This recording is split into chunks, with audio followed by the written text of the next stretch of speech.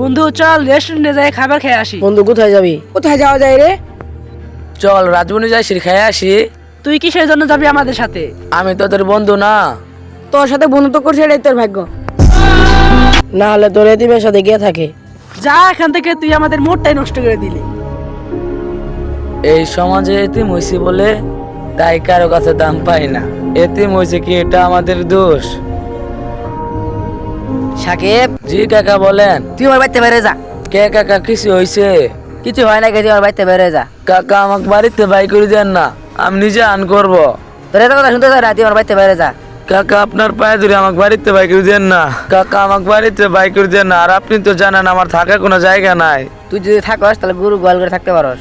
কাকা আমাকে গোয়াল করে থাকতে দিলে আমি থাকতে পারবো। গোয়াল করে থাকতে পারবি, একটা শর্ত আছে। কাকা কি শর্ত? এই বাড়ির গরু ছাগল সব দেখতে হবো তোর। কাকা আমি রাজি আছি। তুই তাহলে গোয়াল ঘরে কাজ কর, আমি ওইদিক গেলাম। ঠিক আছে কাকা। হাঁসটি ভালা করে দিহিস, হাঁস হারাইলে কিন্তু মালিক টাকা দিব না। আর হাঁসটি ভালা করে দিহিস, আমি গেলাম। জান তাহলে এই সমাজে এতিমরা শুধু কষ্ট হয়েই বড় হলো, কখনো কারো কাছে ভালোবাসা পাইল না। ভালোবাসা তো দূরের কথা, এতিমদের সাথে কেউ কথাই বলে না। মাটির তৈরি মানুষের এত অহংকার। এই 4টা বাজে, যাই শ্রী মালিকের কাছে টাকাটা নিয়ে আই।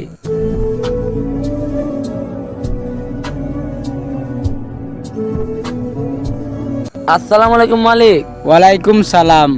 কিসের জন্য আইছো তুমি এনে? আপনার হাঁস দেখাশোনা কাজ করেছে। ওই তো টাকা পাবো, ওর টাকাটা দি দেও। এখানে তো টাকা কম আছে। আরে টাকাটাই গিয়ে আছে, ভালো করে দেখো।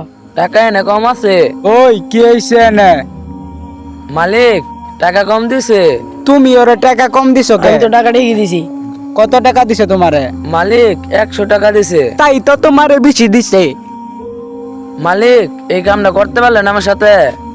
তোর মতো এতিম রে কাজে রাখছি, এটাই তো তোর ভাগ্য। এই দুনিয়ায় এতিমদের কোনো দাম নেই, তারা শুধু সবার কাছ থেকে কষ্টই পেয়ে গেল।